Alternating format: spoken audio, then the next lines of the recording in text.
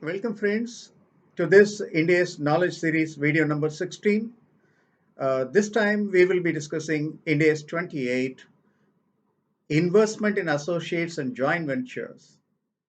This standard deals with accounting for investments made by an entity in a joint venture or an associate.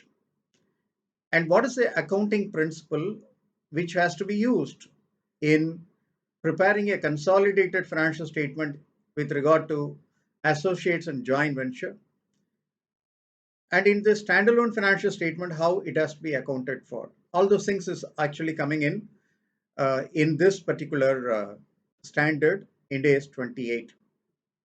Before we proceed, let me take this opportunity to thank each one of you for having sent your valuable feedback, comments, and queries, which gives me the encouragement to do better and better in this Ind AS knowledge series videos. Friends, when students and professionals are asking me to give the links for the earlier videos, one of the things which I wanted to encourage all of you who are watching this video for the first time, or you want to share this link to your friends, ask them to be subscribers to our YouTube channel so that whenever a new video has been uploaded, they will get immediate update of that video so that they will not be under the mercy of any of us, including me. So please be a subscriber to our YouTube channel to get the latest updates of what is happening in this India's knowledge series videos. Friends, when we are discussing this particular standard, India's 28, we would like to see the objective of the standard as the first start point, and we will also try to understand what you mean by significant influence and what is joint ventures and what is equity method. This is the method which has been used for consolidating the investment made in associates and joint venture. So we will try to understand this concept and what are the steps involved in equity method in detail. There are exemptions from applying equity method when an entity made an investment in a joint venture or associate. Let us try to understand that exemptions. In certain cases, that is very specific to certain industries or certain uh, entities who are operating in a particular sector, there is an option to apply for equity method or to apply Ind AS 109 financial instrument standard for the purposes of recognizing and measuring the investments. So we will try to understand that also. Suppose if the associates and joint ventures are making losses, how to treat that losses in the financial statement of the investor, we will see. Suppose if the investment which has been made is classified as held for sale as per Ind AS 105, what is the accounting treatment for that investments which are classified as held for sale? We'll discuss. And what is the consolidation process for investment in associate and joint venture? We will have a look. In case equity method is discontinued, what is the impact or what is the accounting treatment arising of that discontinuance? We will see. There are certain other focus areas like presentation, we will see. And we will also see what is the difference between Ind AS and Indian GAAP. You may ask me a question, why disclosures or major disclosures are not included in this standard? any disclosure relating to investment in associate and joint venture is covered by Ind AS 112 at length. And accordingly, any entity which is applying Ind AS 28 should also look for the disclosure requirement as per Ind AS 112. So when we are discussing 112, we will discuss the disclosures as well. So with this structure of the discussion, let's move on to what is the objective and scope of this particular standard. This is actually prescribing the accounting treatment for investment made in associate and joint ventures, and also set out the requirements for application of equity method. One thing I wanted to tell you, maybe I will repeat it again and again, is that under Indian GAAP, when we are accounting for investment made in joint venture, we will try to account that based on proportionate consolidation method, whereas the associate investment is accounted for using equity method. Whereas under Ind AS, both the investment in associates as well as joint venture should be accounted using equity method. Proportionate consolidation method is not applicable as per Ind AS. This you have to keep it in your mind.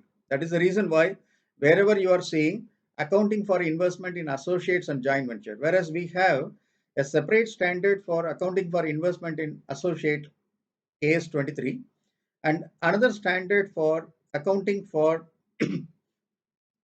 investments in joint ventures, jointly controlled operations, etc., as per AS 27. But here, the accounting treatment in both the cases are equity method. That is the reason why we are having only one single standard for accounting for the investment. What is the scope? So this will be applied by all entities that are investors who have joint control. Joint control arises when there is a joint venture or significant influence. Influence comes when the entity or the investor has investment as an associate in another entity.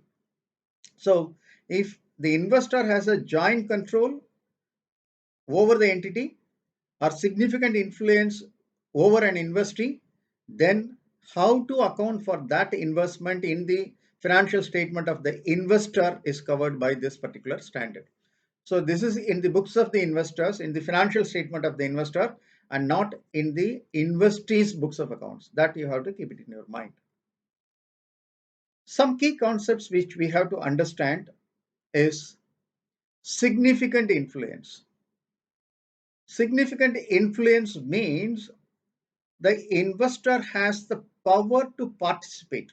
Please understand, power to participate, not power to direct the controls, or power to direct or power to control. It is not there. He has only a power to participate on what? Financial and operational policy decisions of the entity. Financial and operating policy decisions of the entity, that is an investee company, in which the investor has a participating right, then it is called significant influence. So he can influence the decision making process but cannot direct or control the decision making process. Similarly, he should not have a joint control over the process. So when I'm saying joint control, it is by means of a legal agreement with another entity, and in that case the other entity equally has the control, and to that extent it is not considered as a significant influence. So control should not be there, joint control should not be there, but only in power to participate in the financial and operating policy decisions should be there. In that case, that is called significant influence. Joint control is contractual agreement by which the control is being shared by two entities or two or more entities on the investee.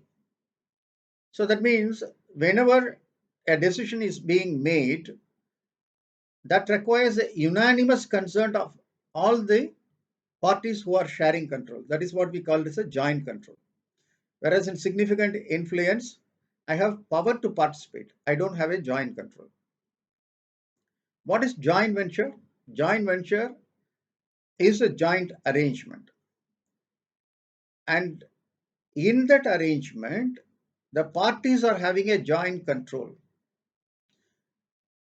On what they are actually having the control? On the net assets of the arrangement.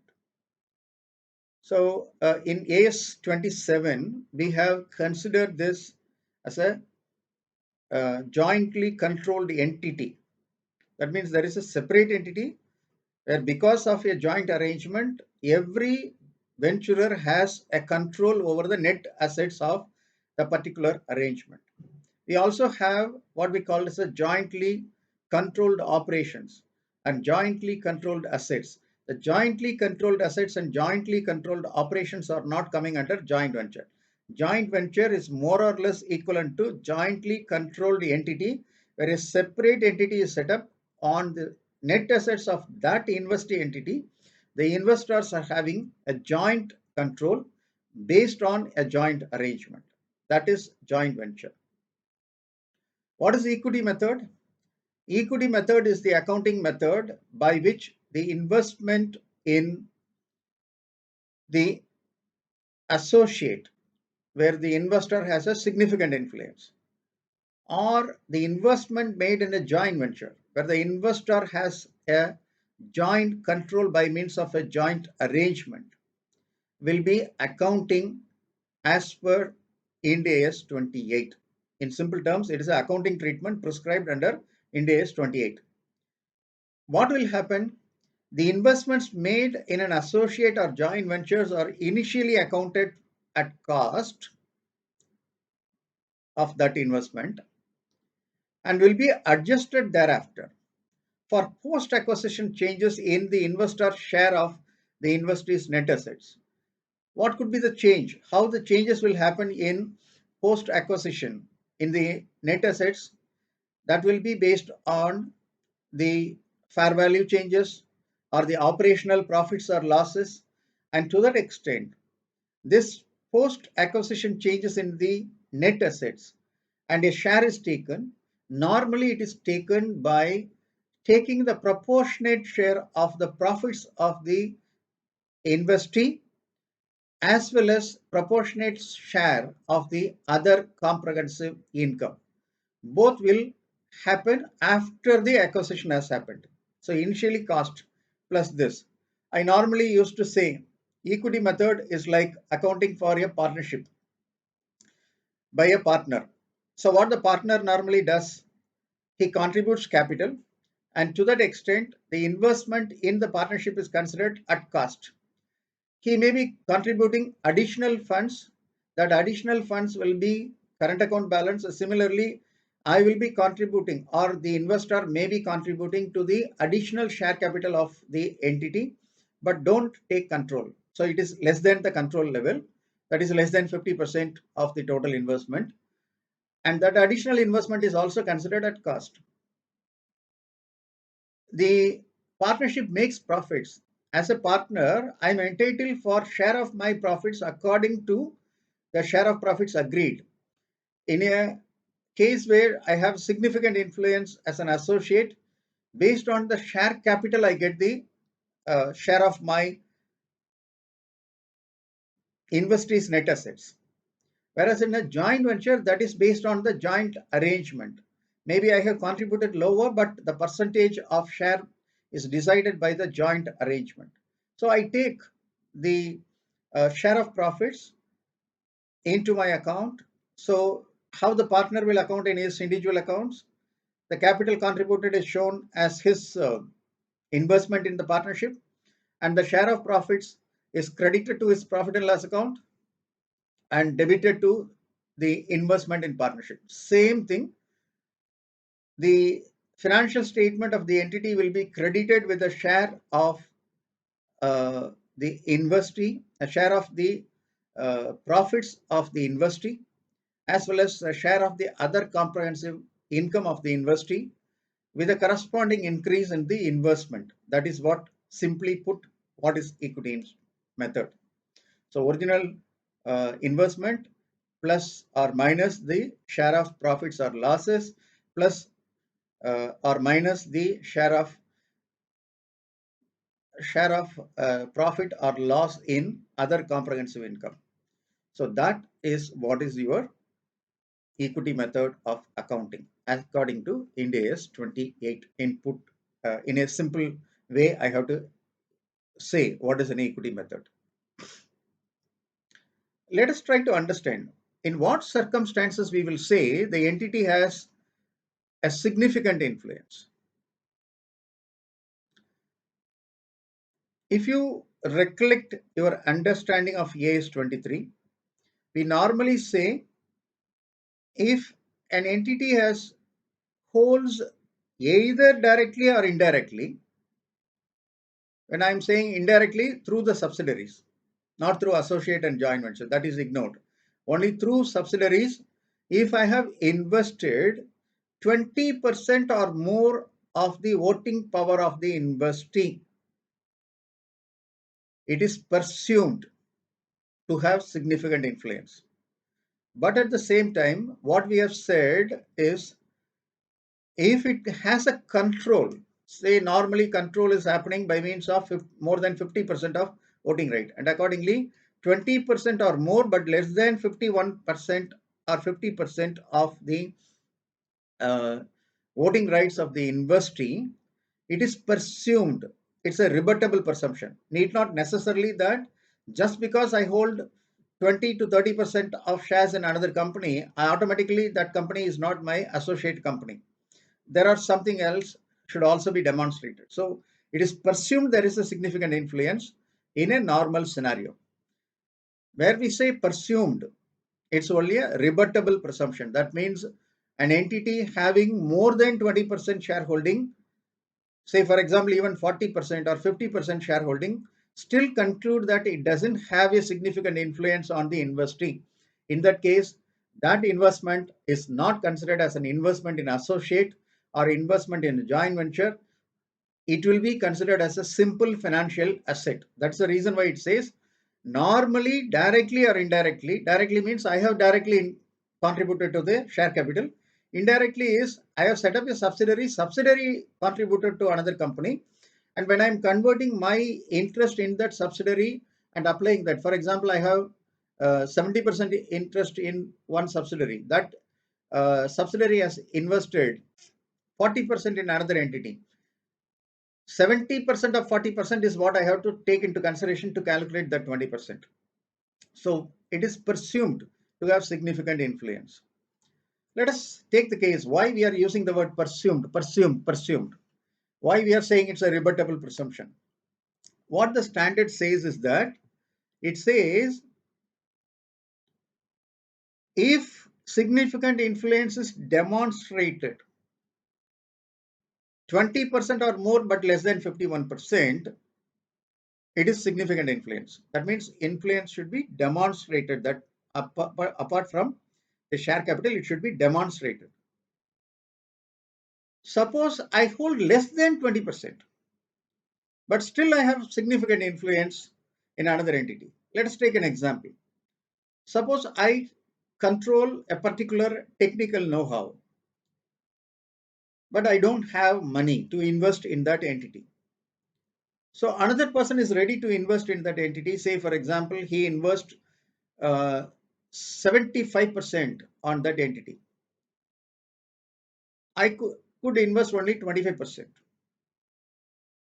Okay, in this example, we are saying less than 20%. Assuming that I am investing only 15%, 85% of the investment in the voting power or the share capital has been done by another entity. But because I am the owner of the technical know-how, I am saying that I will run this business, or I should be allowed to have participation in the board, and I should also have a participation in the decision making process both for financial and operating policy. Not as a protective right, but as a participating right, I should be permitted. And my board nomination is approved, and I have been allowed to participate in that particular uh, entity's financial and operating policies, even though I have less than 20% shareholding. Significant influence is demonstrated, and accordingly, even with 20%, I can conclude that I have a significant influence on the investee. In that case, also, that investee company is an associate company to me. On the other side, suppose significant influence is not demonstrated. Even if I hold more than 20%, it will not be considered as having significant influence. For example, I have invested 40% in another entity, but I have been told the other person is having 60% investment in that entity, and he possesses a technical know-how. We assume we are changing the fact pattern of our earlier example. A 60% shareholder has also the technical know-how relating to the particular industry. And what he says is, because I possess the technical know-how, your investment will be a passive investment. You will not be given any role to play in participating in the financial and operating policy. Even if your nomination into the board will be only having a protective rights, where your interest will be impacted, then we will say whether you will have any right to say some sort of decisions or contribute to the decisions. But in all other circumstances, I will decide and I will do what is the policy, and you don't have any participating rights. In that case, even with more than 20% shareholding, I will conclude that I do not have significant influence because it is not demonstrated. In both the cases where significant influence is not demonstrated, where I have more than 20% or I have less than 20%, what would be the accounting treatment? This standard will not apply. If this standard will not apply, I should look for another standard where this accounting could be possible. The another standard says it is a financial asset, and go to Ind AS 109 financial instruments. You cannot go to consolidation as a subsidiary. You cannot say that this is an investment in a joint venture because there is no joint arrangement which is written legally, and you don't have significant influence and it is not demonstrated otherwise than by your voting power. So to that extent, it will simply a financial asset, and the investor will account for it as per Ind AS 109. You have to be clear. Unless there is a significant influence, unless there is a joint control which has been demonstrated, it will not be considered under this particular standard. It will go to Ind AS 109. Let's look into that. Suppose this is exactly what I have said here. I have less than 20%, but I could demonstrate significant influence. That is exactly is coming from the exact words from the standard. A substantial or majority ownership by another investor who has, say, 60% investment in that entity does not necessarily preclude an entity from having significant influence. I am possessing the technical know-how and I have been given a place in the board of directors, and I could participate in the financial and operating policies even though I have less than 20% shareholding. I have only 10%. The other shareholders are having 60% and 30%. So still substantial and majority ownership is done by another, having maintained by another investor and investors. That doesn't mean that I do not have a significant influence. So just voting power is only a starting point, or it's a rebuttable presumption. I have to look in for other facts pattern which will tell me whether I am really able to demonstrate the significant influence. So what is the existence of significant influence, or how I can demonstrate that with the shareholding as well as the other thing I am having significant influence? It says one or more ways. It's all examples or indicators how it can be evidenced. Representation on the board or equivalent governing body. And I'm saying it's a company, it's board. When I'm saying other than company, it will be equivalent governing body. Participation in the policy making process, including decisions relating to dividends and other distributions. So that is an additional thing, including participation in decisions about dividends and other distributions. Material transaction with the entity and the investee could also be a factor. That's what I was trying to say. I'm having the technical know-how, and to that extent, the investee is dependent on me. Interchange of managerial personnel. The investor transfers its KMP as the KMP of the investee company, and the investee companies KMPs are taken as KMPs of this. There could be interchange of managerial personnel between the investor and the investee.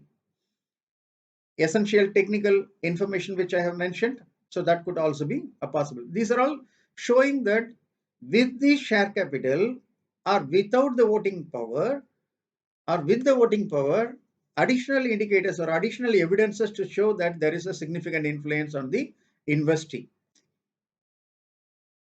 Suppose if the entity loses its significant influence, when it loses its significant influence, when it loses its power to participate in the financial and operating policy decisions of the investee.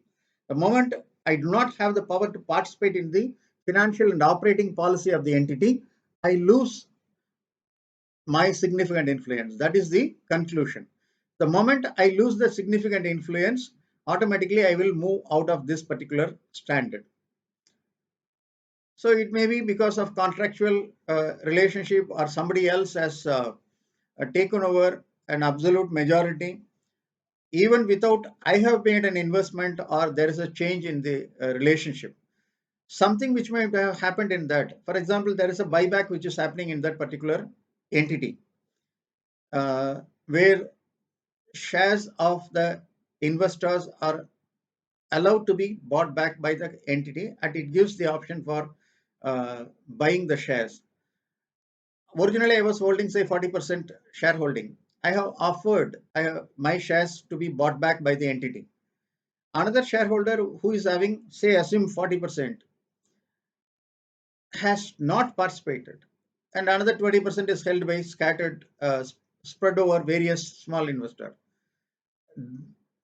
The 40% shareholder has not offered for the buyback process, but I have opted for it. And because that buyback, 75% of my shares have been bought by the entity and cancelled. So what happens? I have not further invested, but my shareholding has automatically came down. To that extent, the shareholding came down to by 75% has been bought by. So 40% have now become only 10%. It is less than 20%. And if the policy of the investee is not to allow any participation in the board or any participation in the policy making process, and there is no material transaction between me and the investee, and there is no technical information which has been shared, and even the managerial personnel of my entity is not interchanged with the investee. So if these indications are prevalent and my uh, shareholding or voting power has come down below 20%, then automatically I lose that situation. Or sometimes what happens is I might have had 40%, but I entered into an arrangement with another shareholder who is having, say, for example, 30%, by saying that I will give power of attorney for you to run the company.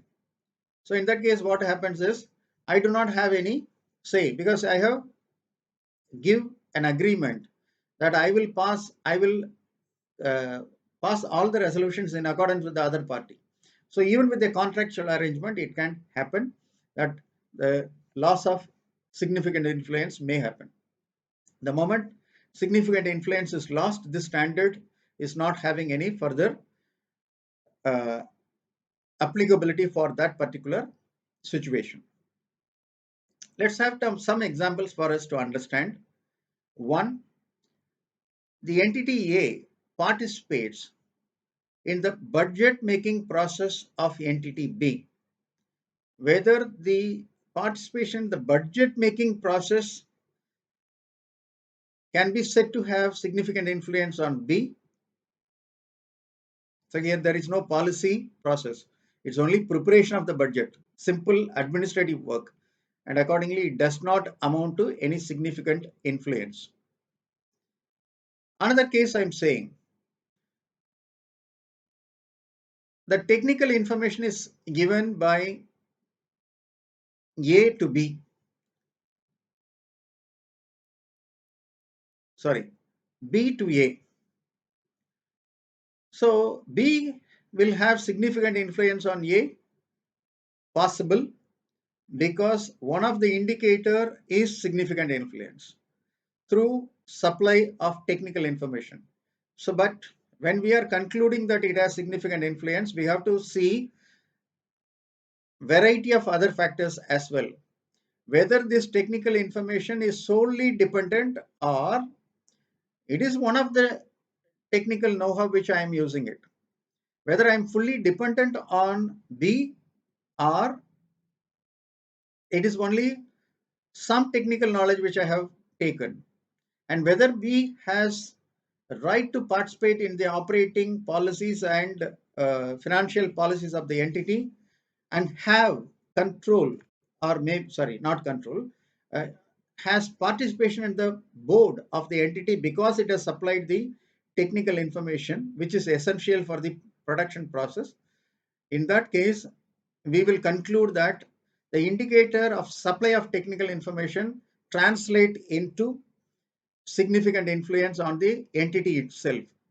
Okay, so we will have an indicator, but it has to be demonstrated. We will look for other facts. Whether share warrants, share options, potential equity shares like a debt instrument or convertible bonds or any other potential shares to be considered in calculating the 20%. If so, what is the condition which we have to look for? What it says is that if the options are immediately exercisable, that means without any time lag. When I assess, I have the right to exercise that immediately without any conditions attached to that. See, for example, if the condition says if somebody wanted to exercise that option, it should be done only in the shareholders meeting.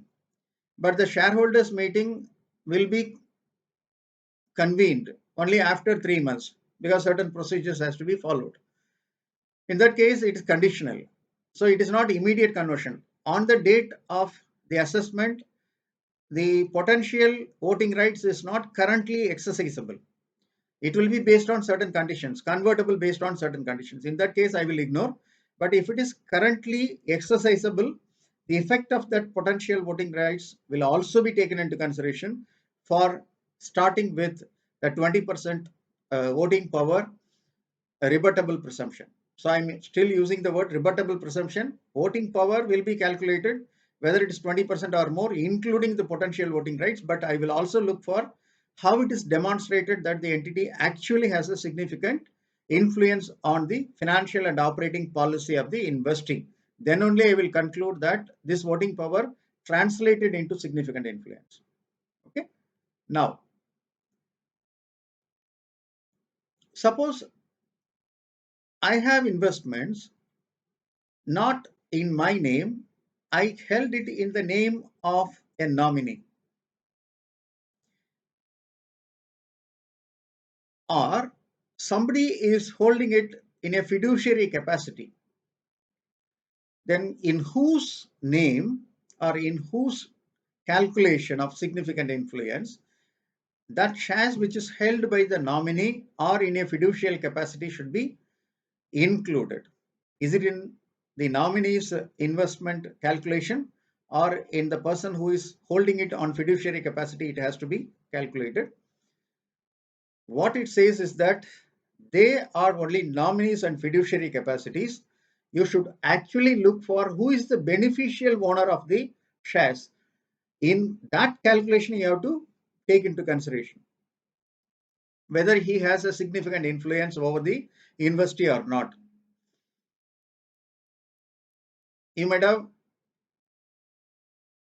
able to recollect one of the forms which has been requested or made mandatory to be filed by entity is about the beneficial owners of the share capital.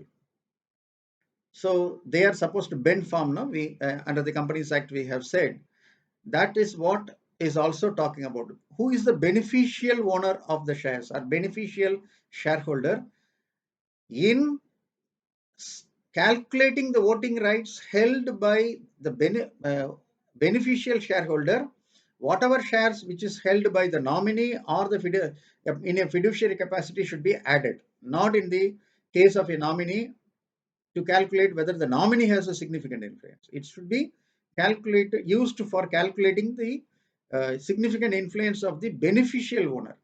Maybe directly or indirectly he is trying to have a significant influence. So we have to calculate or add this only in the case of the beneficial owner. Suppose I have made an investment in the investee, but the investee company has a severe long-term restriction to transfer of funds to the investor.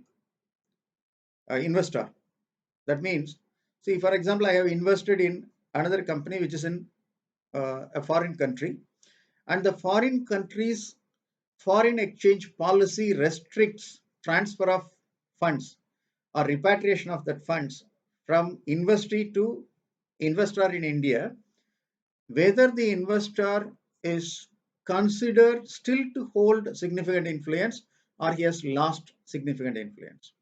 The standard says normally it will not result in impairment of significant influence because I am the shareholder. When the dissolution happens, I will get that money. Only thing is the transfer of funds is restricted to some extent. That doesn't mean it will result in I am losing the significant influence. But at the same time, the standard cautions that you should also look into other factors as per Ind AS 28, which may hamper the ability to demonstrate significant influence. That means if this is coupled with my nomination to the board of directors has been withdrawn because of that policy, my material transaction with the investee company has been stopped,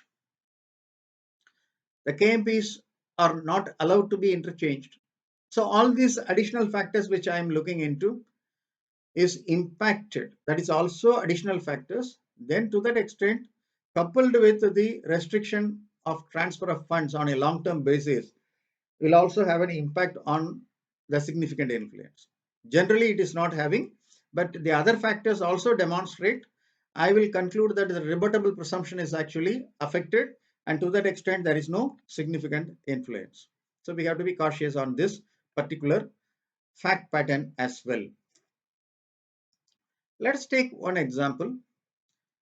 Suppose there is a cross holding of shares by the entity. For example, A has investment in B and B also has an investment in A. Both are having associate relationship. How your equity accounting can be considered? Because I have to take my share of profits. My share of profits includes a portion to be given to the other party. The cross holding of shares, if it is there, how the equity accounting should be done. Let us take this example and we will see the Excel working for this. What it says, 20% of the shares of X is held by Y, and similarly Y holds 20% in X. So both of them are associated to each other. In the normal rebuttable presumption, we assume that other indicators as also is demonstrated. So that means both of them are associated to each other. The share capital of each of the associate is 1 lakh shares of 10 each. That means 10 lakh rupees is the share capital. X's profit excluding its shares in Y is 1 lakh. Similarly, Y's profit excluding shares in excess 1 lakh. Standalone profits excluding the profit of the shares held by the other person. So 80% of the profit is 20% is 1 lakh rupees. And so if I am considering this scenario, X and Y is not venture capital organization. For the time being, you ignore it because there is a exception given. Venture capital organizations need not account their investments as per Ind AS 28. So they are excluded as an exception. They have been excluded. So to that extent, we will not consider. So in the fact pattern, they are trying to say that there is no such exemption is also available. Considering the facts, how entity X and Y will account for reciprocal holdings, and also how the amount of profit will be adjusted to calculate EPS, because EPS is nothing but attributable to the equity shareholders, right? How it will be considered for calculation of EPS. So our problem is each entity is holding in another entity some 20%. So there is a cross holding. How the cross holding has to be considered? So the profit of X actually is nothing but 1 lakh, which is given in the example, excluding the profit attributable to Y. So that means 20% of Y's profit should also be added in this. Similarly, in respect of Y's profit also, 1 lakh plus 20% of X profit should be added. In simple terms, that 1 lakh is nothing but, or 20% is nothing but after considering the exclusion. So 20% will be translated to 25% on 1 lakh rupees. So this is equivalent to what you are saying, profit after charging such commission when you have some calculation on managerial remuneration. So or before charging that commission. So in this case, you will be having 20%, which will be translated into 25%, because what we are considering as 1 lakh is without including the profits from Y. So if I gross up, I will normally have 1,25,000 rupees, nothing but 25% on 1 lakh rupees is to be added. So 1,25,000 rupees will be the profit on a gross basis for each of the entity. So X profit will be 1 lakh plus 25% on a gross up basis on Y's profit, that is 25% on 1 lakh is added to the standalone profit of 1 lakh. So 1,25,000 rupees will be X. The similar calculation is Y's profit, which is apparently leading to double counting of the profit. Correct? Because the moment I have added 1,25,000 rupees, on this also I am getting 20%. It's a vicious circle. So it will result in double counting of the profit. Therefore, what this standard suggests is, in case if there are reciprocal holdings, ignore them. Simply account the investment at the present holding, that is 20%. So in simple terms, I will simply take 20% of the profit of Y and add it to my profit of 1 lakh. So that means 1,20,000 will be the profit.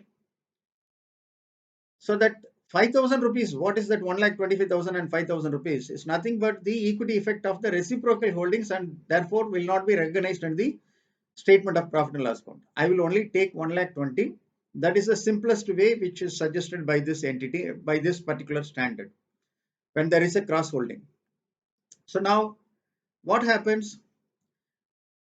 The shares which are held is 1 lakh shares, right? That 1 lakh shares has to be reduced by the effective holding of Y. What is the effective holding of Y? It holds 20% on 20% of X interest, nothing but 4%.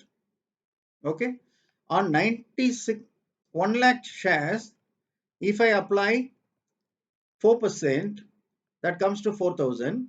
So the actual share capital equivalent to this will be only 96,000 shares, right?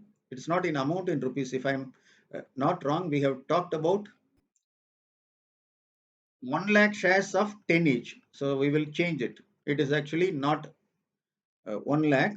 If I have to put it in Maybe I will change this as number of shares because that is required for EPS. This is number of shares,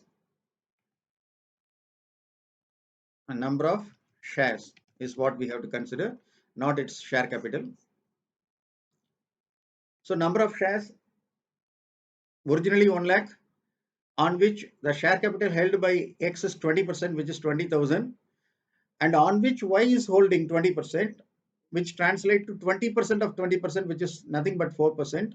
So I apply on 1 lakh, what is 20% on 20% comes to 4,000.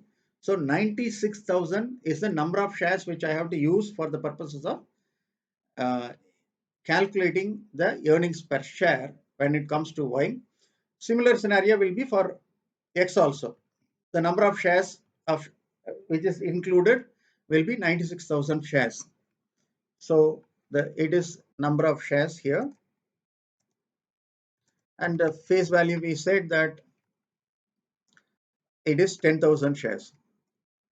Sorry, face value is 10 rupees per share. So the share capital becomes 10 lakhs is the overall share capital. What is attributable to the own interest, whatever I hold through cross holding, this actually comes to only 96,000 into 10 rupees. So 9.6 lakhs. So the profit of 1 lakh 20 should be divided by 96. That gives me the earnings per share, and accordingly. So what to do here? You are simply ignoring the cross holding with respect to arriving at the profit. The guidance given is straight away apply the 20% on the profit of the other entity or the investee, and add it to your profit. That is your consolidated profit, and on that consolidated profit keep it as the numerator. Denominator will be the number of shares after eliminating your own interest. Your own interest is nothing but 20% on 20%, which is nothing but 4%, and that is eliminated. This 96,000 number of shares will be used as the denominator. So numerator will be 1 lakh 20, denominator will be 96,000, and that will give you what is the EPS. So whenever there is a cross holding of two associates on each other, you have to consider that as the basis for this calculation. Clear? Now, how the equity method will be applied? Initial recognition is at cost. That's what we have mentioned.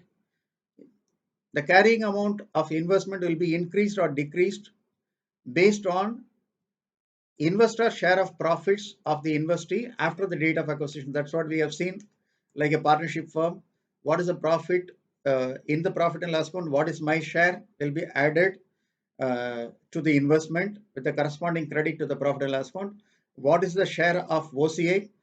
That will be also added to the cost of my carrying amount of investment with a corresponding credit to the OCI, right? So that's what it says. I will add the share of income. I will add the share of proportionate share of OCI. But at the same time, if any distribution has happened, any money has been received, like a partner withdraws money as a drawings, it reduces his investment in the partnership firm. Similarly, whatever distribution which has been received from the investee will be reduced. For example, dividend which has been received will automatically reduce because income has been added, out of which I got some money given to me, and to that extent it will reduce my investment. So plus profit, or plus or minus profit or losses, plus or minus the result of OCI, and minus the distributions received from the investing. That gives me what is my equity interest at the end of the reporting period. Initially it is at cost. Subsequent reporting, investment is increased or decreased to the extent of proportionate share of income or losses, proportionate share of gain or losses in OCI, reduced by any distribution received from the investee. You are clear? Now, what are all the exemptions from accounting under equity method? So I should tell you that the exemption which you are getting is in the similar lines like what we have seen, where exemption from consolidation has been permitted by an entity as per Ind AS 110 or as per the provisions of the Companies Act. The similar logic is applied here. So where it says entity is wholly or partially owned subsidiary or another entity and its owners have been informed and they have said there is no uh, objection in not applying the equity method. They are, instead of consolidation, here they are saying there is no objection for you to apply an equity method. The shareholders have approved it. Second, the invest entities debt or equity instruments are not traded in public.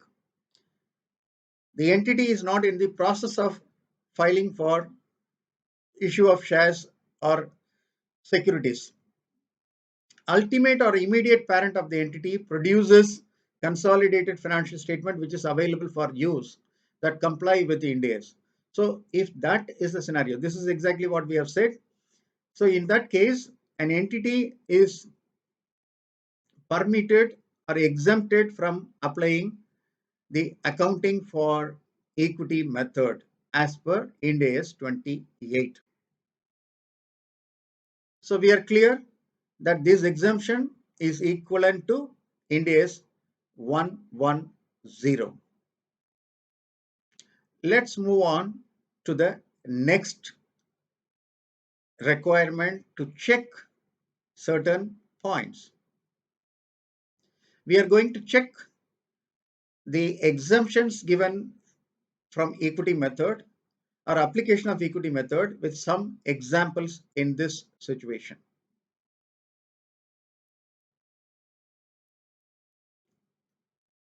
Okay. Discussing is that what are all the checkpoints? What are all the examples which we can consider for the application and exemption from applying the equity method? Let's look into that. Here what we say is entity A has investment in B Limited. The carrying value of investment is 2 lakhs. Entity B declared a dividend of 0.1 lakh and entity A, which is holding the carrying value of investment at 1 lakh, 2 lakh rupees, wanted to increase the carrying amount with the dividend. Is it possible? Let's recollect what we have said, or let us go back to the previous one where we said it is proportionate share of loss or gain in the profit and loss, proportionate share of OCI reduced by distribution received from an investee. So that means any distribution received from an entity or investee will actually reduce the value of the carrying amount. Only share of profits, proportionate share of profits or proportionate share of surplus in OCI will be added to the carrying amount of investment, and to that extent this is incorrect. Okay, dividend should actually reduce. Here it is only declared dividend, so I am not straight away saying that it should be reduced. If the right to receive the dividend has been established and I have actually received it, so to that extent I will account for this dividend as a reduction in the investment with a corresponding increase in my bank balance, or I will set up a dividend receivable as an asset. Okay, but not increase the investment. Only the proportionate share of profits can increase my investment. Proportionate share of my OCI can increase my investment in an associate. Net assets of entity A is 25 lakhs. Entity B paid 5 lakhs to acquire 30% share in entity A. What is the amount to be recognized in the balance sheet on the date of acquisition? So it is simply saying what is the initial recognition? Initial recognition we have said always at cost. So what is the cost which I have paid is 5 lakhs. 30% of the share in the entity as a net assets is 30% on 25 lakhs, which is nothing but 7.5 lakhs. But I have paid only 5 lakh rupees. So whether I have to recognize anything at this point of time? No. It says at cost it has to be recognized, so I will recognize at cost. It's the initial recognition. Subsequent measurement is post acquisition changes is what I will consider for increase or decrease in the value of my investment. I will not consider anything with respect to that initial amount of investment which I have made, except the cost which I have incurred. Net assets are not my consideration. When I can opt to apply for equity method and opt not to apply for equity method, where it says the following entities are having an exception. That means they can decide not to apply the equity method at all. And they can decide to measure the entire investment they have made in the industry as fair value through profit and loss account in accordance with 109, even if the investment is made in an associate or in a joint venture. What are all that situation? Let us look into that. If the investment has been made by a venture capital organization in an associate or joint venture, or a mutual fund has invested more than 20% voting rights in another entity, which is an associate or joint venture, and unit trust has invested more than 20% in the voting power of another entity, or similar entities which are investment entities, or any investment linked insurance fund has invested in another entity more than 20%, 20% or more, or any distribution which has been received from such an industry. So in those cases, it is opted that it is possible that you can simply avoid accounting for equity method, but you can fair value the investments in accordance with Ind AS 109.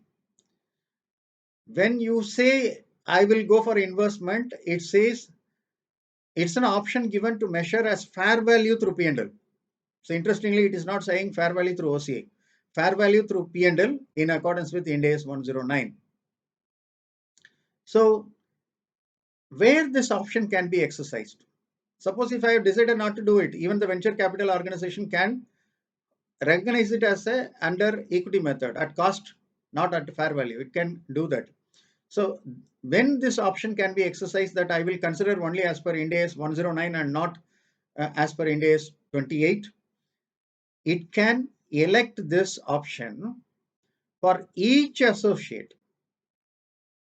That means not for all the associate. I can select which associate I wanted to fair value through uh, P&L as per Ind AS 109, and what investment I wanted to hold at cost.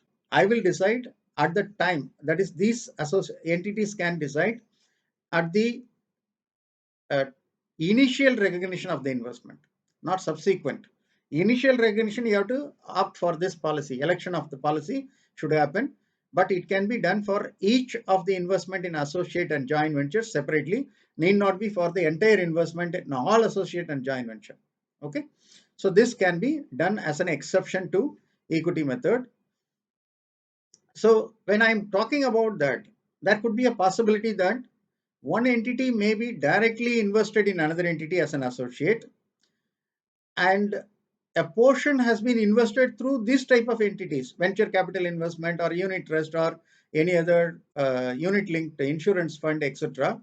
Through them, I'm having an indirect investment. In that case, interestingly, the standard says for the portion which has been partially invested through indirect route, through this venture capital fund, through this unit trust, or through this mutual fund, or through this unit linked insurance fund, can or similar investment entities can be partially recognized under Ind AS 109, and the balance portion will be at cost. That is also permitted. Okay, that's an interesting factor. So equity method will also be applied only for the remaining portion, and the portion where Ind AS 109 fair value through P&L has been applied, that will be fair valued. No equity method of accounting will be done. So this is an interesting portion of option given for applying the equity method only for certain investment entities, the option is available. If indirect holding is done through an investment entity, the other entities can also apply this only to that portion of that indirect holding which has been made through that investment entities. Are clear? Now, let us take some example. Here, what we are saying is P is the parent company and it has two wholly owned subsidiary X and Y.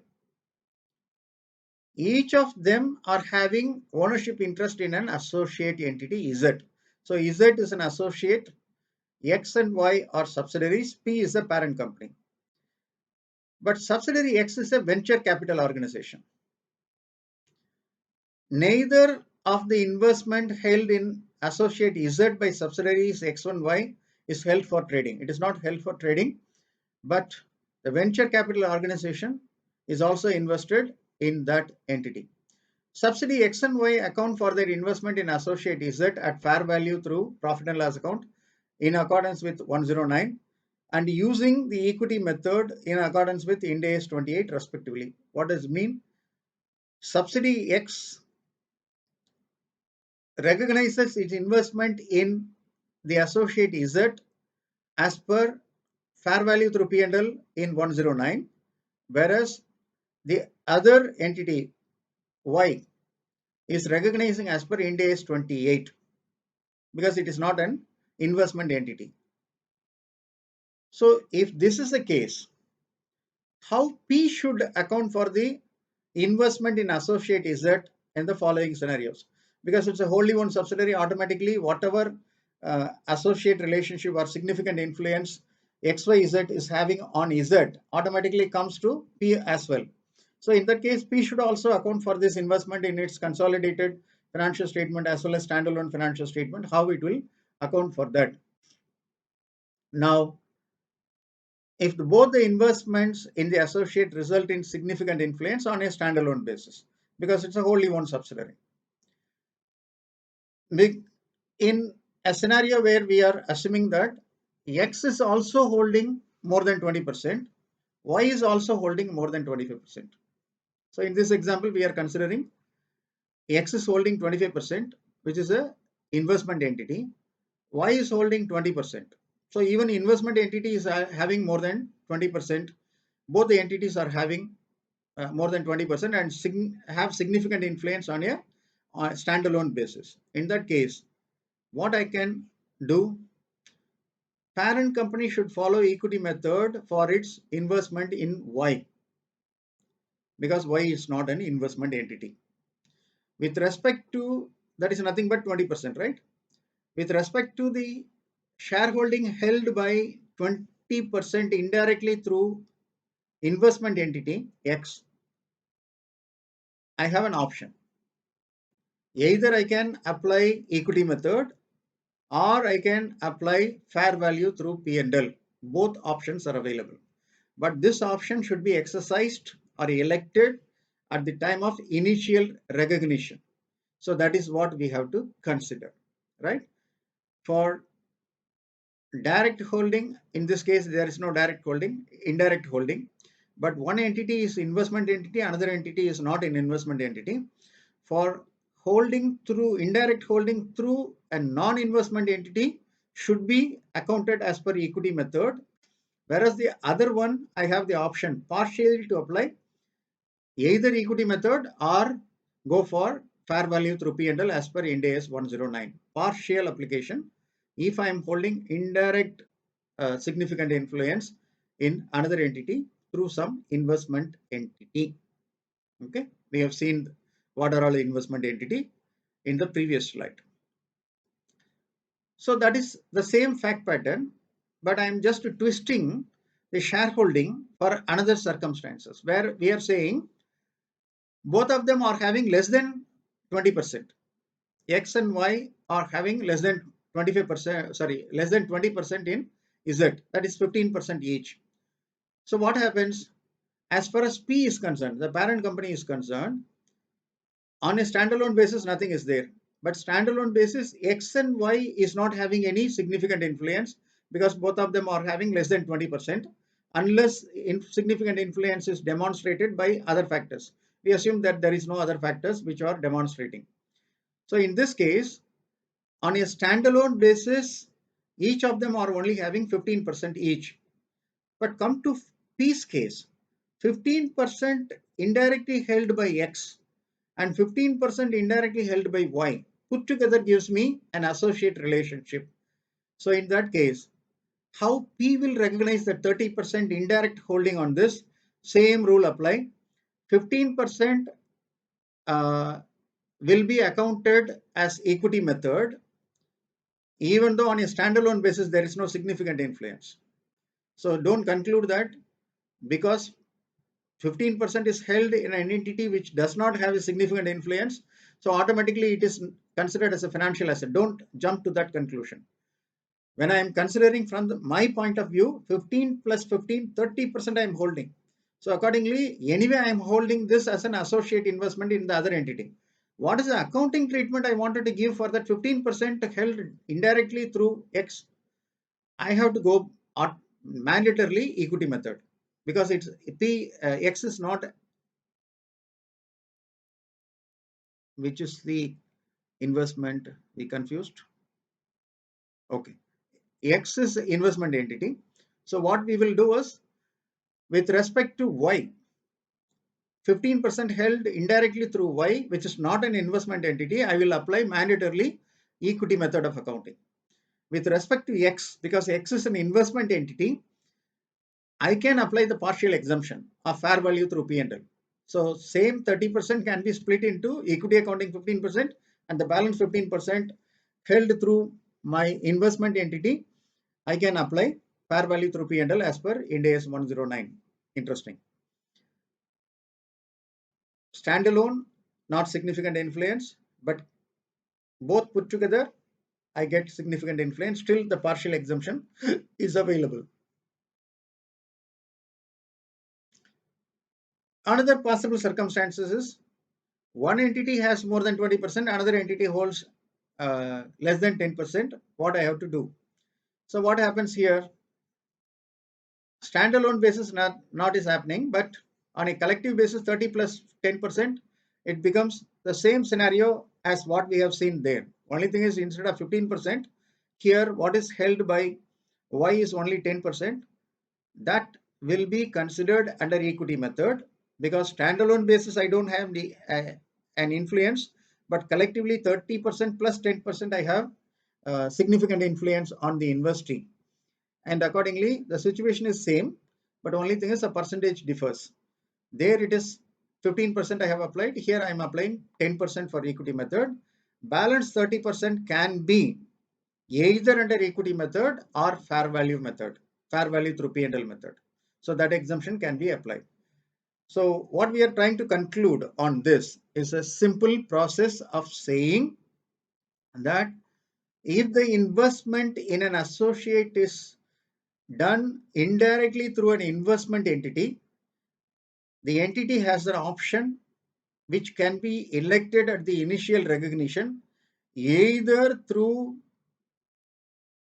equity method or fair value through P&L as per Ind AS 109. That is what we are trying as a exception to or option to apply equity method or fair value method.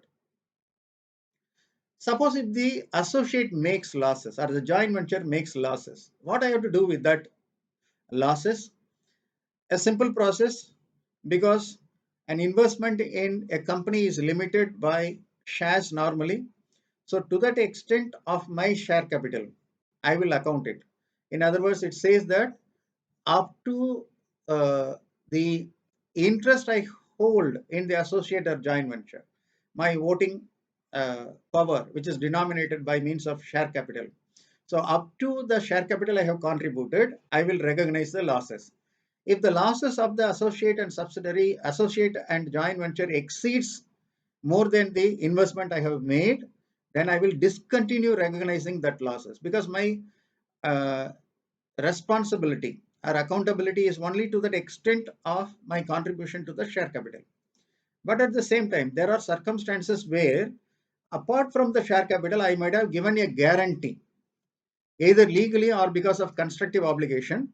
that I will make payment over and above my investment in case of additional losses. I will take a portion of the additional losses or contribute towards the additional losses. In that case, to that extent of the liability agreed, you should continue to recognize the losses even after your investment becomes zero. Suppose if that type of guarantee or obligation is not given, and you have stopped recognizing the losses because it goes beyond your investment, and subsequently the associate or joint venture started making profit. Can I take straight away what is my share of profits and add it to my investment? No, because some other shareholder has actually taken the hit of the share capital, because as an associate, I stopped it. And somebody who might have given an obligation might be adding it, or maybe the entity itself is showing that as a negative balance. To that extent, I will not recognize any subsequent profits till such time the previously recognized losses are fully recovered by means of that profits.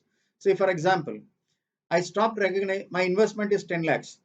I stopped recognizing the losses, and subsequent losses which has happened in that entity is another 5 lakhs. And on the sixth year, on the third year, assuming that the associate makes a profit of say 4 lakh rupees, I cannot take my share of, say, assuming 30%, should not be taken 30% of 4 lakh rupees in my financial statement as per equity accounting, because I have already stopped accounting for my losses of 30% on 5 lakh rupees, which is 1.5 lakhs. I have not recognized. So the profits which is coming to my share is 1.2. So still it is not fully covered. So I should not recognize. Next year, it makes another profit of say 2 lakh rupees. 30% of that is 1 lakh 20,000, on which I have yet to adjust the carry forward loss of 30,000. I remove that, balance 90,000 I will take into my P&L account. So the value of investment is nothing but 90,000. If you see the logic, when there is accumulated losses, there is a negative balance.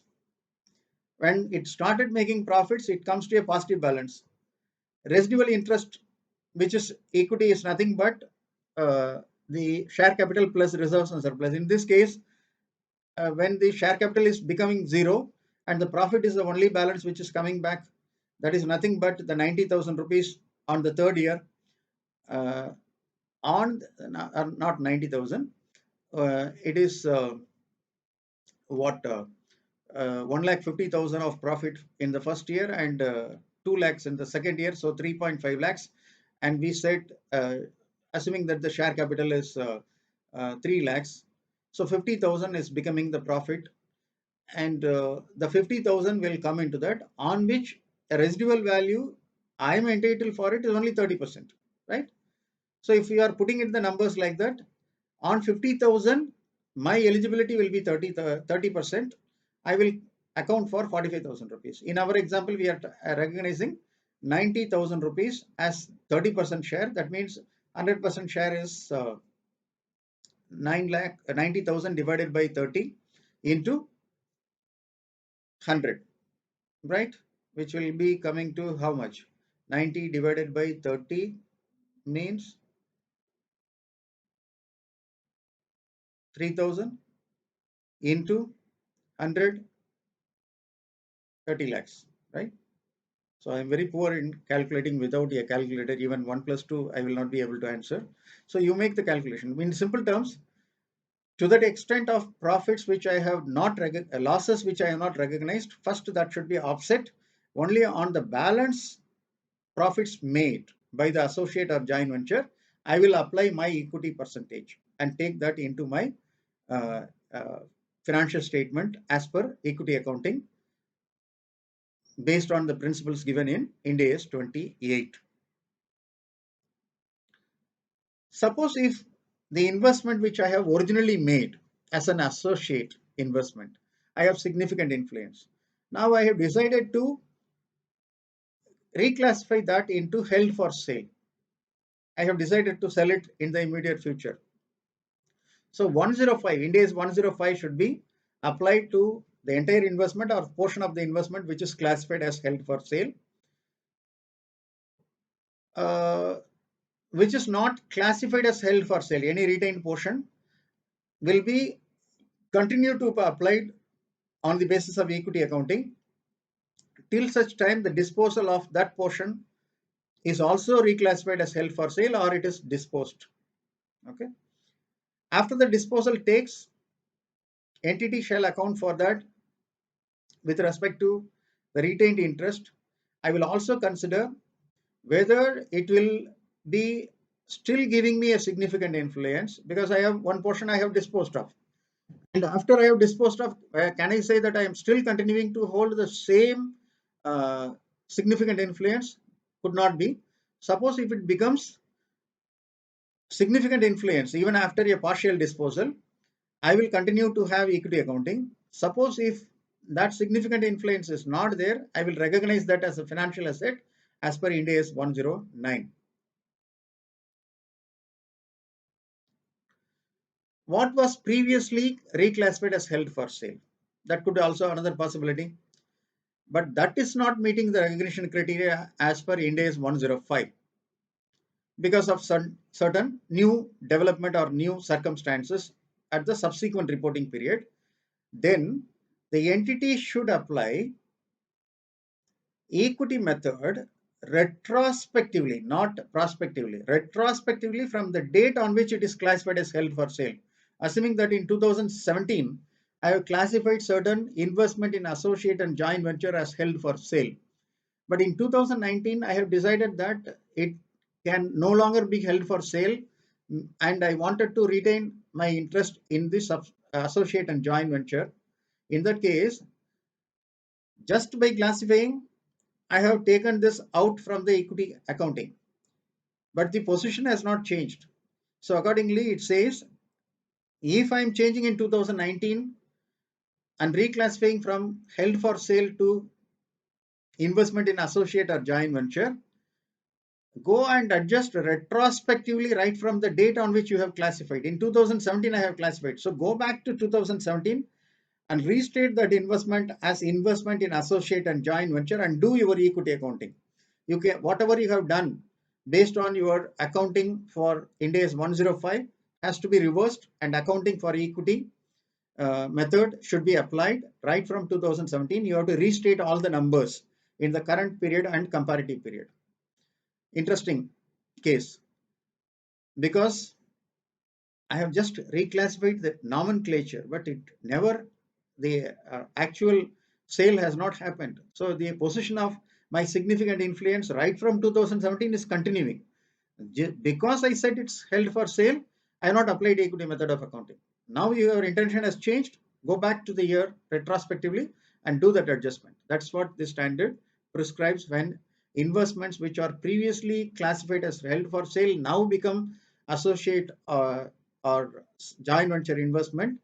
Do a retrospective adjustment from the date of reclassification into held for sale.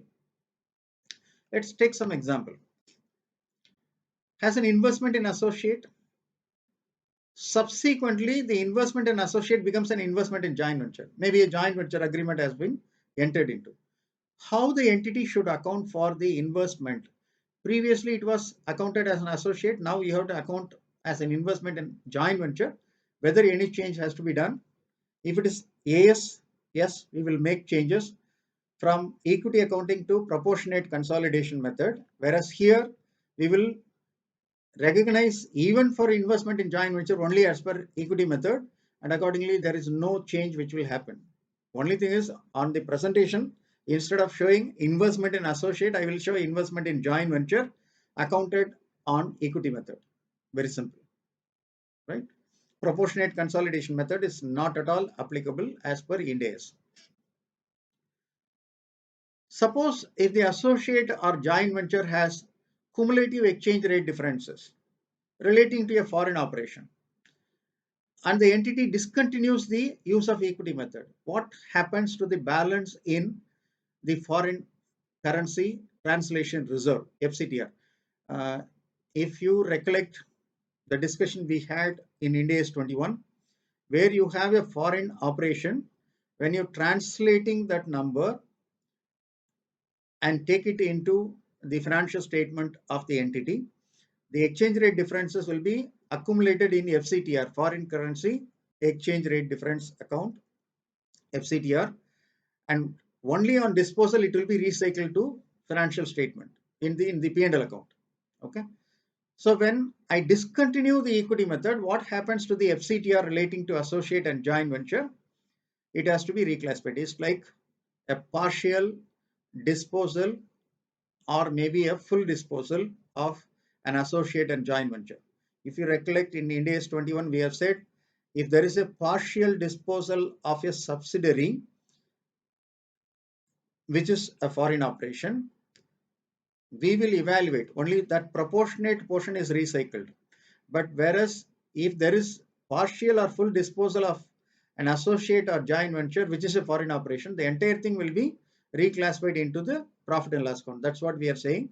The entity shall reclassify to profit and loss account gain or loss that has been recognized in the comprehensive, in other comprehensive. Normally it's OCI. Through OCI it goes to FCTR. That should be reclassified into P&L account on you discontinuing the equity method. How so far we have seen equity method and the exceptions to equity method, and we have also seen the option to apply for not to apply the equity method and fair value concept. We have seen all those things in the standalone financial statement of the investor.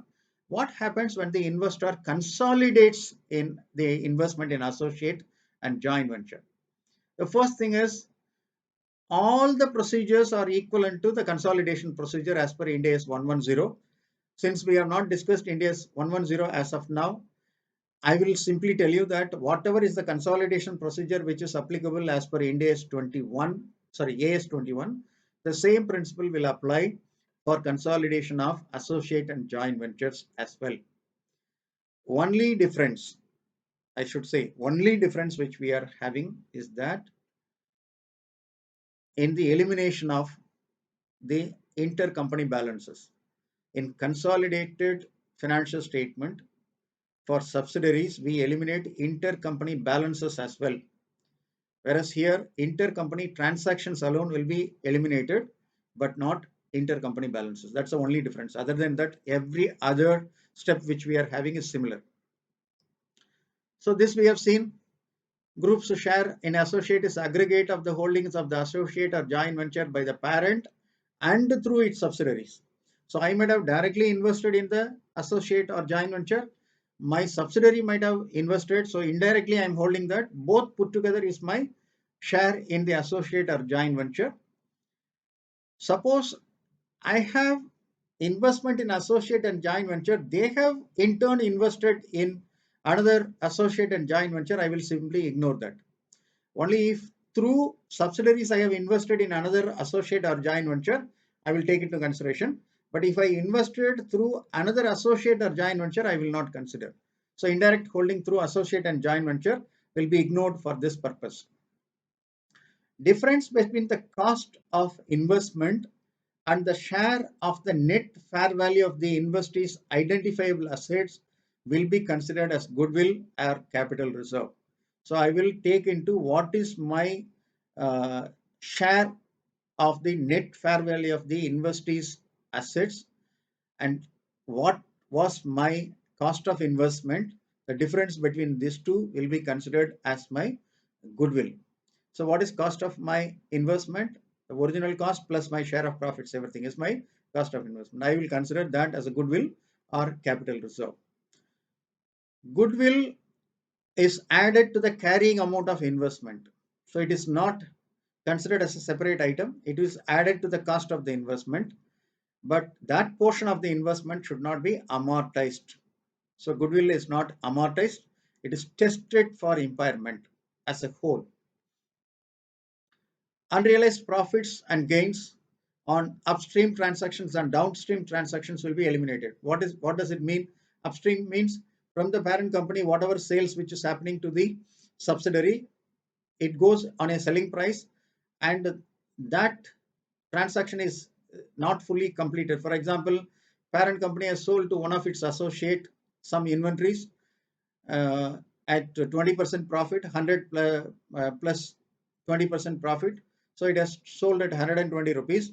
Those investments are still held on the reporting date by the associate. So to that extent, what happens is there is an unrealized profit of 20. So that unrealized profits, to that extent it is attributable to my equity holding, should be eliminated with respect to the upstream transaction. Suppose if the associate and joint venture sells goods or transfer services to the parent company, that we call as a downstream transaction. That is also removed unrealized profit, subject to the consideration of non-controlling interest in that particular entity. Normally, the financial statement which has to be used for applying the consolidation should be same recent financial year periods, and the gap should not be more than 3 months. So actually, IGAP gives 6 months, whereas it is only 3 months here, which we have to apply. Accounting policies of associate and joint ventures are expected to be same, and India says if impracticable, associate and joint ventures can have a different policy than the parent company. But on consolidation, if there is a significant difference between the accounting policy of the parent and the associates, see the associate consolidation purposes, the accounting policies effect of that difference in accounting policies, if significant, has to be adjusted. This is an interesting concept which we have not seen in this. Suppose if there is cumulative preference shares which are held by parties other than the entity, that is third parties are holding cumulative preference shares, any dividend outstanding on that preference shares, cumulative preference shares held by third parties outside the group, not by the entity, should also be adjusted even if it is not declared. So normally dividend is eligible only when it is declared, but even if it is not declared, because it's a cumulative preference shares, the entire dividends which are in arrears should be adjusted in arriving at the amount to be accumulated. These are all the 9 steps which is required for the purposes of consolidation of an associate or joint venture. Let me take one problem for us to understand how this is being done, so that we can be very clear on our understanding. Here what we are saying is, we have taken in June 2017 10% interest for 1 lakh rupees in June 2017. The same entity has acquired, it is accounted that investment on equity method, for which they have applied irrevocable option of routing the changes through fair value through OCI option has been done, because whenever there is an investment in equity instrument, you have under Ind AS 109, you are permitted to exercise an irrevocable option of considering the entire amount through fair value through OCI. Fair value changes will be considered in fair value through OCI. That classification is possible. So they have taken that option, irrevocable option, to recognize in the financial statement. And subsequently, the increase in the fair value as at 31st March 2018 is 60,000. That 60,000 has been accounted in other comprehensive income as per the accounting policy which they have selected. On 1/4/2018, that is after the first year is over, on 1/4/2018, it took another 25% in ABC Limited. So it's a step acquisition of an associate. Initially 10%, so it's only a financial asset, fair value through comprehensive income, irrevocable option. So 60,000 has gone to FCTR, or sorry, OCI. Now, another 25% when I'm taking in the same entity, 10 plus 25% gives me an associate relationship in ABC Limited. This is 25% has been taken at 4 lakh rupees, and accordingly significant influence came in. On the date of this, the fair value of net asset is 5 lakh rupees on the initial investment and subsequent investment. Subsequent investment is 8 lakh rupees. Okay. Now, there is a dividend which has been declared is 2 lakh rupees. Okay. Now, let us see how the step-by-step acquisition or piecemeal acquisition of that investment should be accounted for. What is the first situation? On cost, what has happened? We have recognized that at 10% investment. That 10% investment has to be now fair valued through fair valued. And we have to see what is the fair value of that consideration. Whatever I have paid at that point of time, I have recognized at cost. Now, what is the fair value of that I have to consider? So I'm just doing a simple method. Today's fair value, what I have paid is 4 lakh rupees for 25% stake. So if that is fair value of 4 lakh, what is the fair value of 10%, which I took that as 1.6 lakhs on a gross up basis. It's a simple method, which method is permitted for the purpose of this illustration, but you have to consider whether this calculation is equivalent to as per Ind AS 113. Okay. So assuming that the additional investment, the fair value of 10% is now 1.6 lakhs. The additional investment which I have to consider is 4 lakhs which I have made. So total investment value now should be 5.6 lakhs. Because I am considering fair value through OCI. So I am fair valuing the investment and taking 4 lakh rupees as the basis on the date of taking the significant influence. 4 lakh divided by 25% into 10% gives me fair value of my initial investment. That comes to 1.6 lakhs. 4 lakhs is what I have additionally invested. My total investment is 5.6 lakhs. What is my goodwill? What we said, what is my cost of investment minus the fair value share of my fair value in identifiable net assets. So what is the fair value which they have said? They have said it is 8 lakhs on the date of my acquisition. That is on 1/4/2018, where I took the significant influence. In that case, on 8 lakhs, what is the percentage of holding now I am having? 10% initially, 25% now I have picked up. So totally 35% I have. So the fair value of the identifiable net assets I possess is only 8 lakhs into 35%, which is 2.8 lakhs. But what it says, the date on which you are having the significant influence, you have to recognize the goodwill. The goodwill is nothing but the cost of your investment minus the proportionate share of your fair value of the identifiable net assets. So that is 2.8. So goodwill becomes 2.8 lakhs. How I have to account for the step acquisition for significant influence? Investment should be, now the entire investment will become investment in associates. So I'm passing a simple entry. Investment account 5.6 lakhs, for which I have paid a consideration of 4 lakhs. And what was considered as fair value through OCI, I de-recognize that 1.6 lakhs. So the entire thing is becoming now investment as per investment in associates. You may ask, where has gone that 2.8 lakhs of goodwill? So what it says is, investment should also include the goodwill. Okay, only if it is a capital reserve, you have to show the capital reserve separately through OCI. But other cases, it should be the goodwill should be added to the investment. That's the reason why, even though the actual fair value is only 2.8, I'm considering 2.8 plus 2.8 of goodwill and considering the goodwill, sorry, investment at 5.6 lakhs.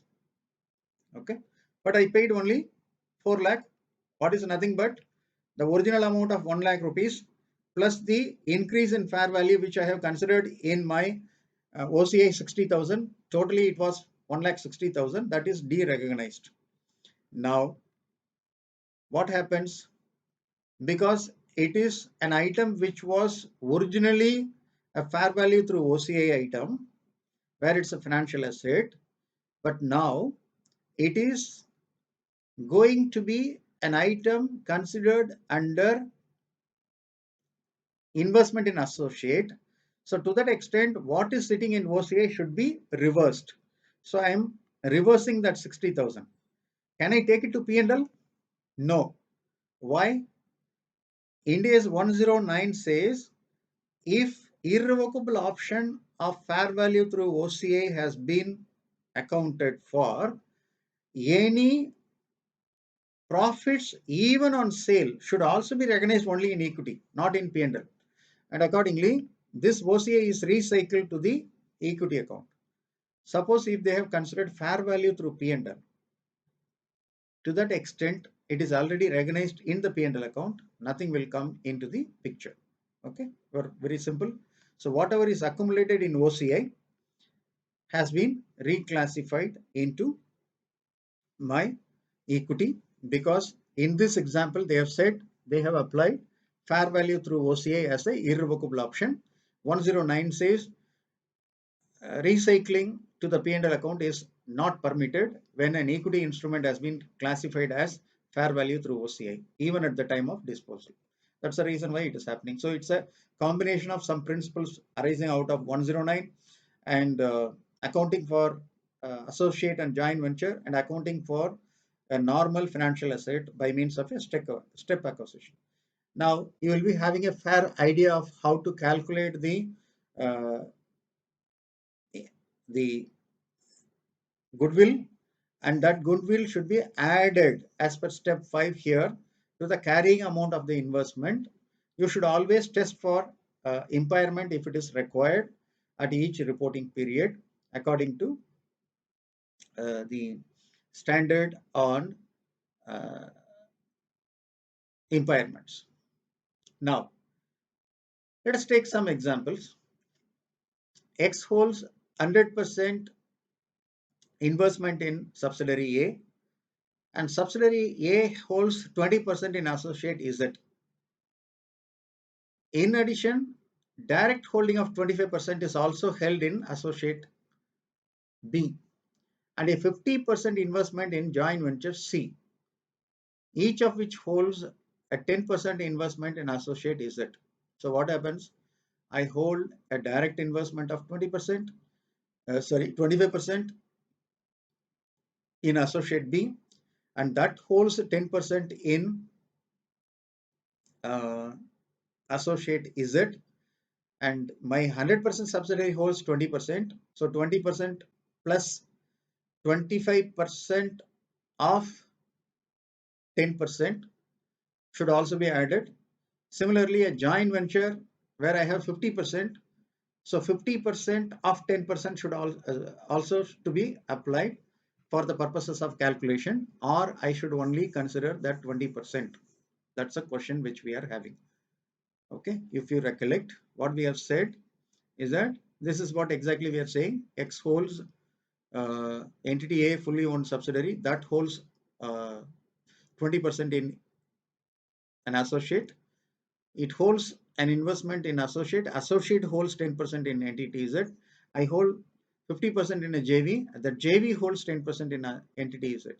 How I have to consider my investment in entity Z? Is it 20% or to be 20% plus 25% on 10%, 50% on 10%?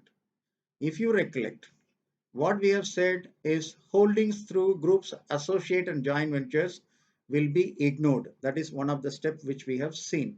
According to that step, my investment in associate Z, which will be accounted as under equity method, will be only 20%, and the balance is not considered as my investment. It is actually consolidated when I'm consolidating the separate associate and joint ventures investment. For my direct equity accounting, only 20% of associate Z should be considered in my consolidated financial statement for the group. Because the rule says whatever you hold directly plus indirectly through subsidiaries are included, but investment made indirectly through associate and joint venture should be ignored at the group level. When equity method is discontinued, there are several possibilities. Associate becomes a subsidiary because I have acquired controlling stake.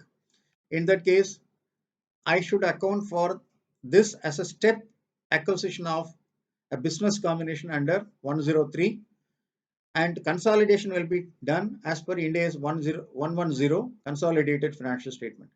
Because from significant influence, I am moving to control situation.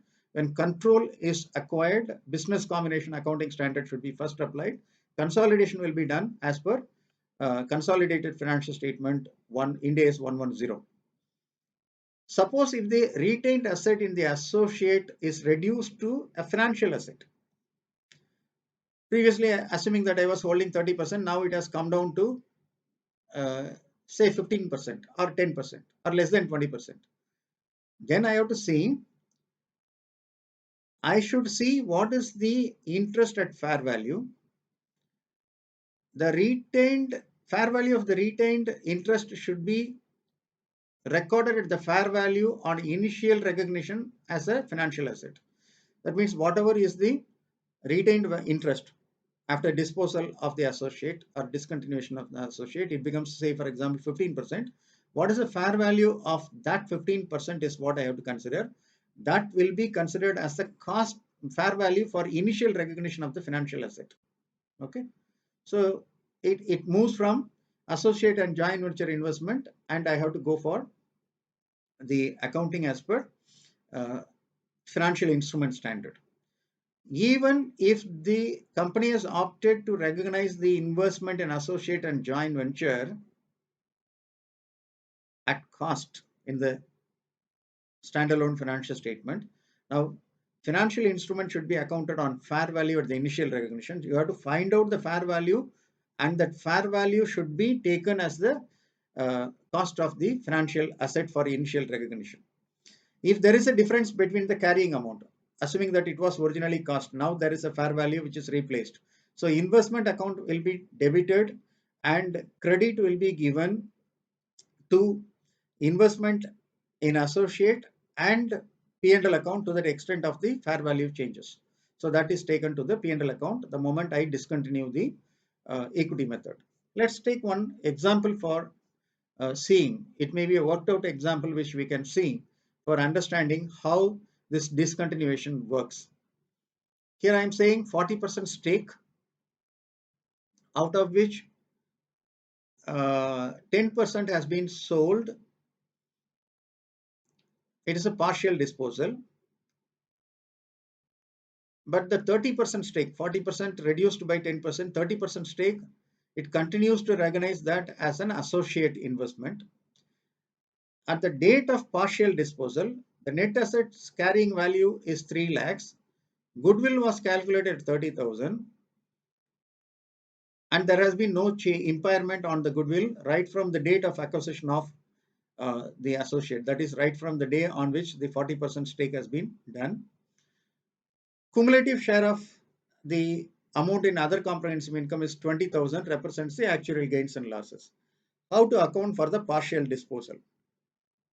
What we are saying, the carrying value of the entities in the consolidated financial statement will be 40% of the net asset value plus goodwill, right? So 3.3 lakhs on which 40%, which comes to 1.5 lakhs. Okay. What is the carrying amount when the percentage is reduced is 1,50,000 on which 10% I have lost. So 1,50,000 is equivalent to 40%. So proportionate loss which I am carrying value of the associate which I am disposing it of is equivalent to 1,50,000 divided by 40% into 10%. That gives me 37,500. So the proportionate gain which I have to recognize with respect to the OCI is 20,000 was there in the associate books, and on which, sorry, I have accumulated in my OCI as my share of OCI, and on which this is equivalent to 40%, on which 10% is now diluted. So divided by 40% into 10% is 5 lakh, which has to be reclassified. So after arriving at all these numbers, what is the journal entry which we have to pass? I am getting 80,000. That is my actual sale consideration for the 10%. Correct? Yes. Sale consideration for 10%. That comes in. My investment in associate is nothing but the 10% stake which I have uh, losing, and what is the cost of the carrying value of that 10% is 37,500. That I will reduce it, and gain on the disposal is nothing but actual consideration minus the carrying amount, that is taken to P&L account on disposal. Okay. Now, when what I am supposed to do, I am retaining certain portion in my OCI. So that portion should also be reclassified. So 10% OCI is nothing but 5,000 rupees. That is reclassified to P&L. In the previous example, because it is an equity instrument where they have irrevocable option of fair value through OCI has been adopted, we have taken to retained earnings. That is equity to equity which just happened, OCI to retained earnings. Here, it is an accumulated profits of OCI which I kept it in my P&L account, in my OCI account. Now it should be reclassified on partial disposal to the P&L. So that is also actually being done. In simple terms, on disposal, 37,500 of direct profit and another 5,000 rupees is getting credited to the profit and loss account on partial disposal of investment in associate and joint venture. In this case, it's an associate. So now you are clear on how to account for on discontinuation or on disposal of an interest in associate or joint venture. That's what exactly we are saying here. Entity has to measure the interest in fair value. So the 10% is measured at fair value, which is equivalent to 37,500 in that example. And that 37,500 minus the sale consideration is taken to the P&L account. That is what recognized. And any amount which is there in OCI should also be recycled. That is also proportionate 5,000 is recycled. Now you are clear on what is the discontinuation to be done. That's what I'm saying. Even the amount which is previously recognized proportionate to that should also be reclassified to P&L account. That we have done, right? Some other points on presentation in the separate financial statement. It can be at cost or as per Ind AS 109. This is what we have seen in our Ind AS 27 separate financial statement. It can be held at cost or held at fair value according to Ind AS 109. Both are permitted in the separate financial statement. Impairment should be tested at every reporting period in accordance with Ind AS 36 as if it is a single asset if there are impairment of indicators are there. If I have made an investment in an associate, I have to see including goodwill, because that is the reason why we are taking including goodwill, less capital reserve which I am having, that is a carrying amount. Compared to that, what is the recoverable amount? If there is a fall in recoverable amount, then I will recognize the impairment loss as per Ind AS 36. So this is additional points which we have to consider. What is the difference between Ind AS and AS with respect to accounting for investment in associate and joint ventures? More or less, we have discussed those points. Anyway, we will recap that. Equity method is applied both for investment in associate and joint ventures as per Ind AS 28, but as per Ind AS 23, only investment in associate will be applied equity method, whereas AS 7 will be used for the purposes of investment in joint venture, which suggests to use proportionate consolidation method. So IGAAP suggests proportionate consolidation for investment in joint venture and equity method for investment in associate. Whereas in both the scenarios, we will apply equity method as per Ind AS 28. In Ind AS 28, to determine the significant influence, 20% or more, to start with the rebuttable assumption, we are taking the potential voting rights which are currently exercisable also, but no such guidance is given by AS 23. Suppose if the investments in associates are held by venture capital organization, mutual funds or unit trust, or any other entity is partially holding that investment through venture capital organization, mutual funds or unit trust or any other investment entity, it excludes that or gives an option from the scope of this particular standard. You can even go for taking them at cost fair value through P&L, Ind AS 109 model, but no such exclusion is specifically considered here. So here, interestingly, equity method should be applied in other than the separate financial statement, even if the investor does not have any subsidiary. The moment it has no subsidiary but associate and joint venture, still equity method will be applied as per Ind AS 28. But Ind AS 23 is suggesting only if it has a subsidiary and it prepares consolidated financial statement. So if the entity does not prepare a consolidated financial statement, exempted from preparing a consolidated financial statement, it need not apply the equity method. But interestingly, what happens is, if we are considering that entity as a company, Companies Act made it mandatory to prepare consolidated financial statement. And interestingly, Companies Act says even if the entity does not have a subsidiary but has only associate and joint venture, consolidation is necessary. Then it comes into the position of Ind AS 28. The financial statement used for consolidation with the parent and the associate or subsidiary as per Ind AS 28 can be, here I'm using the word subsidiary, but actually Ind AS 28 uses the word associate and joint venture, can be more than, it should not be more than 3 months, whereas 6 months is permitted as per Ind AS 23. If there is a partial disposal is held indirectly through certain specific entities. That's what we have already seen. Investment through mutual funds, etc., which has happened. Partial application of equity method for portion not held through the specific entities are done.